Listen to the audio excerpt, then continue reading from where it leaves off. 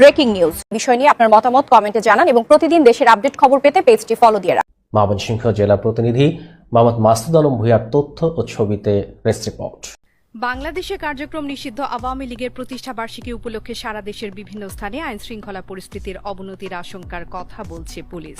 এজন্য সারা দেশে পুলিশ সদস্যদের প্রয়োজনীয় সতর্কতার পাশাপাশি নিরাপত্তামূলক ব্যবস্থা নিতে নির্দেশনাও দিয়েছে পুলিশ সদর দপ্তর।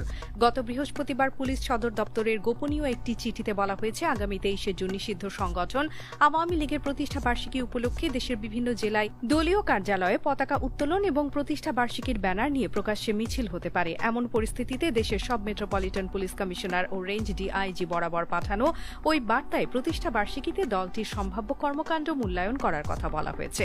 আওয়ামী লীগের প্রতিষ্ঠা বার্ষিকীকে ঘিরে কোনো হুমকি রয়েছে কিনা শনিবার একটি সংবাদ সম্মেলনে এমন প্রশ্ন করা হয়েছিল আহমদের কাছে।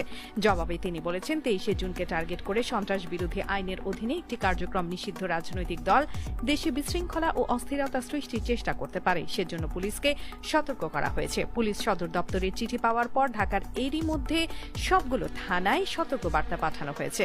পুলিশের কয়েকজন কর্মকর্তা বিবিসি বাংলাকে জানিয়েছেন, আওয়ামী লীগের প্রতিষ্ঠা বার্ষিকীকে ঘিরে নাশকতার আশঙ্কায় ঢাকার বিভিন্ন গুরুত্বপূর্ণ স্থানে চেকপোস্ট বসানো হচ্ছে।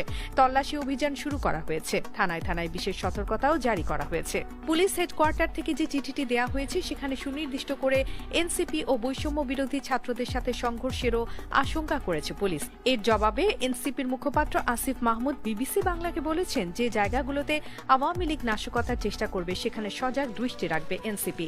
এদিকে প্রতিষ্ঠা বার্ষিকীর এই কর্মসূচি ঘিরে গত কয়েকদিনের কার্যক্রম নিষিদ্ধ থাকা আওয়ামী লীগের নেতাকর্মীদের বিভিন্ন ধরনের তৎপরতা লক্ষ্য করা গেছে। ঢাকা সহ দেশের কয়েকটি স্থানে ছোটখাটো মিছিলও করতে দেখা গেছে। দলটির নেতা আফওয়া বাহাউদ্দিন নাসিম বিবিসি বাংলাকে বলেছেন, প্রতিষ্ঠা বার্ষিকী পালনের মতো কর্মসূচির মধ্য দিয়ে সক্রিয় হওয়ার চেষ্টা করবে তাদের দল।